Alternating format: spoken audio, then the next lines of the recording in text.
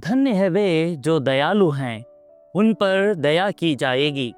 संत मत्ती का सुसमाचार अध्याय 5 पद संख्याएं 7।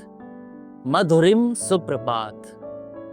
मेरे प्रिय भाइयों, बहनों, युवा साथियों और प्यारे बच्चों, स्वागत है आप सबों का ट्रिनिटी क्रॉनिकल्स के वचन सन्मार्ग की इस श्रृंखला में।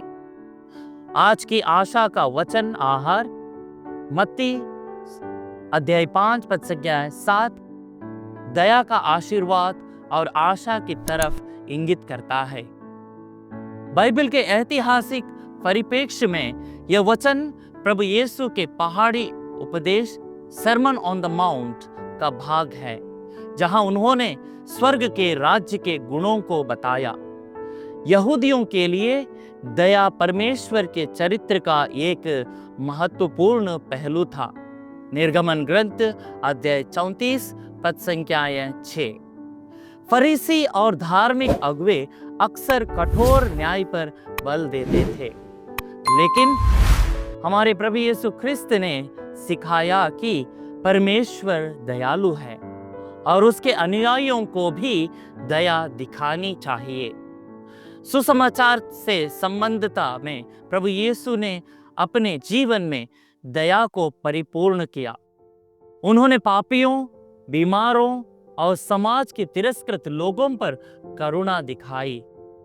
मत्ती का सुसमाचार अध्याय 9 पद संख्याएं 6, लूकस का सुसमाचार अध्याय 7 पद संख्याएं 13। सबसे बड़ी दया उन्होंने क्रूस पर दिखाई जब उन्होंने अपने शत्रुओं के लिए प्रार्थना की। लूकस का सुसमाचार अध्याय 23 पद संख्या 34। प्रेरित पौलुस भी बताते हैं कि हमें वैसे ही एक दूसरे पर दया करनी चाहिए जैसे परमेश्वर ने हमें मसीह में क्षमा किया। एफेसियों के नाम पत्र अध्याय 4 पद संख्याएं 32।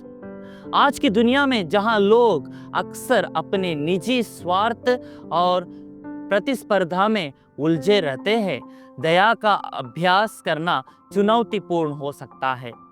लेकिन डिजिटल युग में हमें दूसरों के प्रति संवेदनशील रहना चाहिए, चाहे वो ऑनलाइन बातचीत में हो, आर्थिक सहायता में हो या मानसिक और आत्मिक या सामाजिक सहानुभूति में। जब हम दयालु होते हैं तो हम परमेश्वर की दया के साक्षी बनते हैं और आशा का संदेश फैलाते हैं। प्रभु यीशु हमें सिखाते हैं कि जब हम दूसरों पर दया दिखाते हैं तो परमेश्वर भी हम पर दया करेगा। इस वचन में हमें आशा मिलती है कि यदि हम प्रेम और करुणा से जिएंगे तो हमें भी परमेश्वर की दया प्राप्त होगी। क्या आप इस वचन जो जीवंत और शाश्वत है कि धन्य है वे जो दयालु हैं, उन पर दया की जाएगी, पर भरोसा करते हैं? हमें इस बात का ध्यान रखना चाहिए कि हम किस प्रकार भ्रातृ प्रेम तथा परोपकार के लिए एक दूसरे को प्रोत्साहित करते रहते हैं। याद रखिए कि भ्रातृ प्रेम का ऋण छोड़कर और किसी के ऋणी ना बने।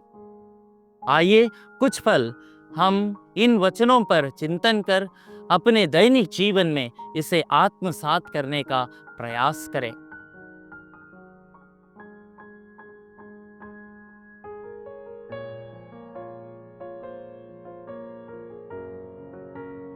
अगर हमारा संदेश आपको अच्छा लगा और अगर आपके दिल को छू लिया हो तो निवेदन करते हैं कि आप अपने प्रियजनों और अन्य डिजिटल प्लेटफॉर्म पर इसको शेयर करना ना भूलें।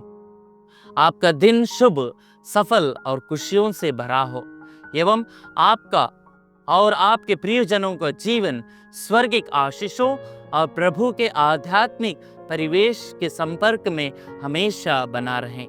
यही मंगल कामना हम आपके और आपके प्रियजनों के लिए करते हैं। प्रभु की शांति और प्रेम सदा आपके और आपके प्रियजनों पर छाया रहे। आमीन।